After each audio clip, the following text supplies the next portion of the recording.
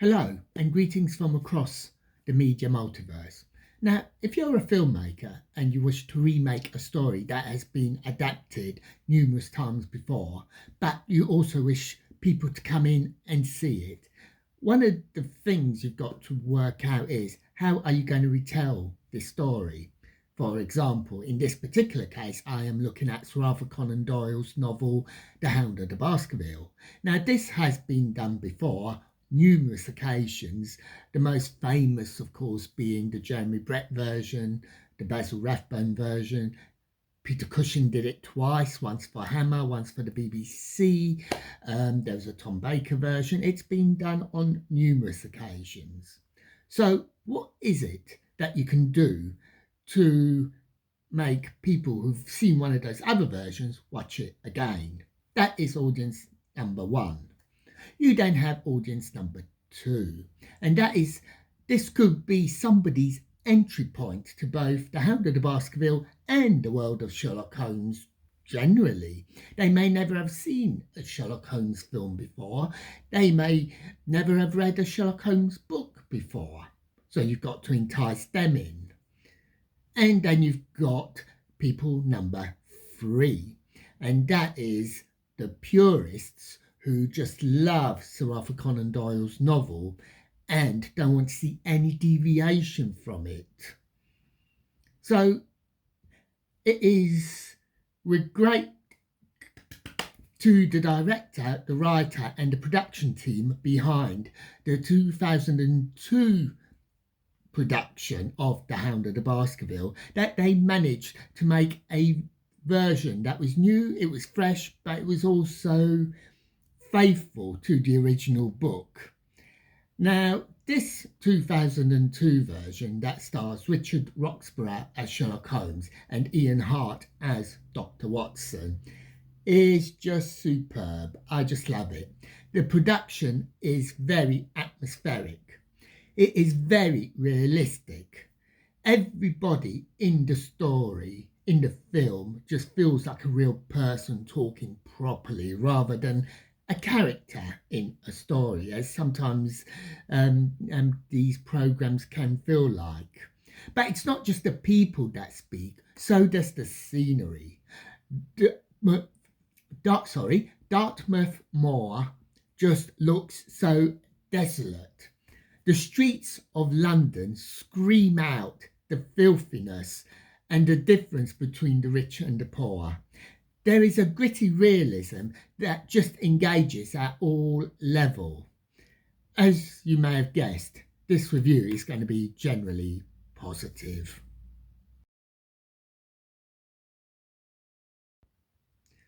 Now, as I say, generally speaking, this production, this TV movie is very authentic and faithful to the book, but it's got to do something different to separate it from the earlier versions to give people a reason to watch this, especially audience number one who's seen the other versions, dramatisations.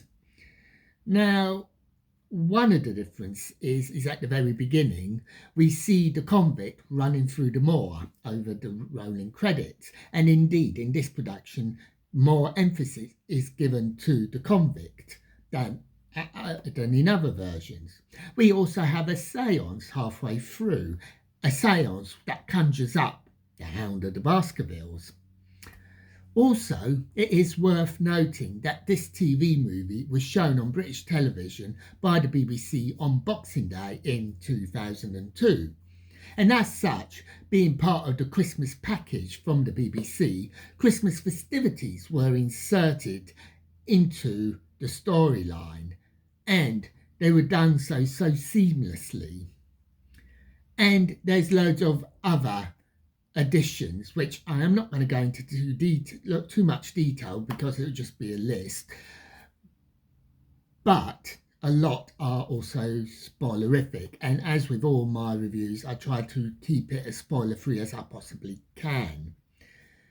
But I can say that despite the additions, this 2002 production keeps the spirit of the original novel. and the leads are well cast. Richard Roxburgh makes a good Sherlock Holmes. Ian Hart is an excellent Dr. Watson. As always, The Hound of the Baskervilles is more of a Dr. Watson story than a Sherlock Holmes story, and Ian Hart really takes to it. Before talking about his performance, let's just backtrack a bit and go back to the 1980s and the 1990s when Jeremy Brett was making his series. He had two actors playing the role of Dr. Watson, David Burke, Edward Hardwicke, and collectively they rewrote the rule book on Dr. Watson. Dr. Watson was to be given more to do and come across more as a real person than a mere cipher for Sherlock Holmes to explain the plot to. And in this production, they've taken that and they've run with it and pushed the envelope further. Here, Ian Hart's Watson is a real person. This Dr. Watson has authority and he asserts it. He is no pushover, as some of the earlier Watsons could be. My only real complaint is that it's a shame that we didn't see more from this particular pairing of Roxburgh and Hart as Holmes and Watson, as they are a good, engaging team.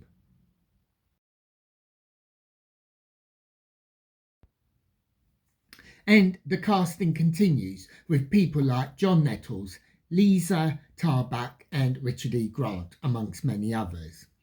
Now, as I've said, as with the novel and the other productions, The Hound of the Baskervilles is very much a Watson story. And as such, it can be a bit difficult for a new actor playing Sherlock Holmes to make his mark.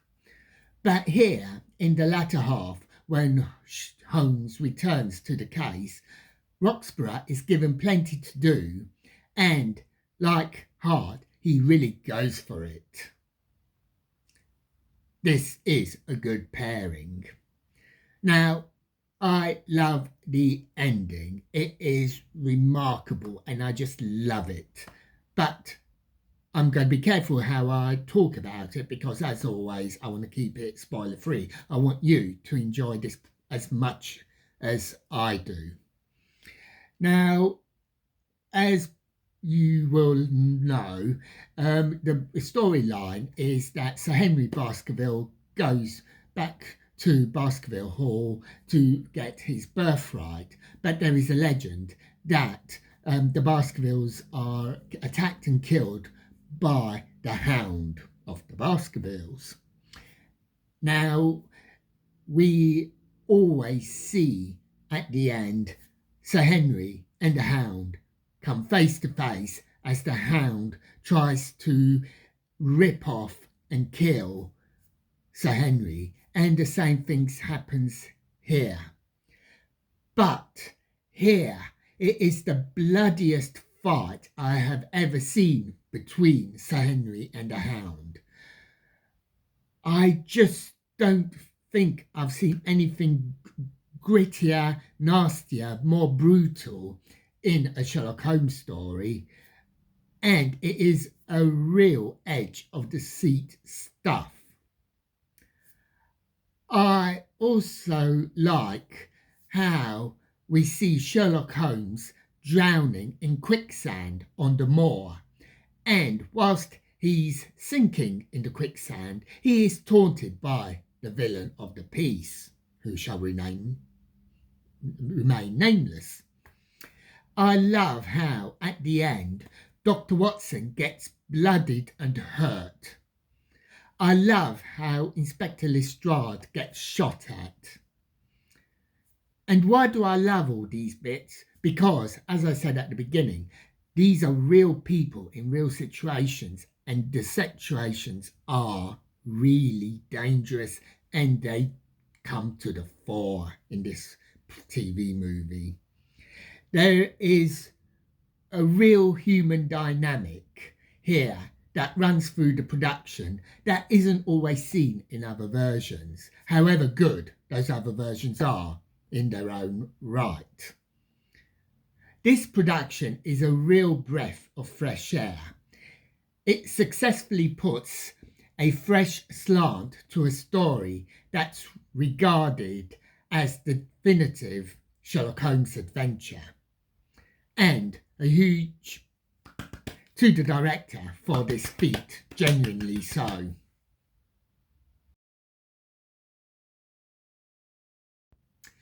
And those are my thoughts on The Hound of the Baskervilles. Did you see it? Were you impressed with the TV movie? Were you impressed with the pairing of Roxburgh and Hart as much as I am? Grateful for any thoughts. Yeah, so until next time, may your news be good news and happy times and places. Farewell.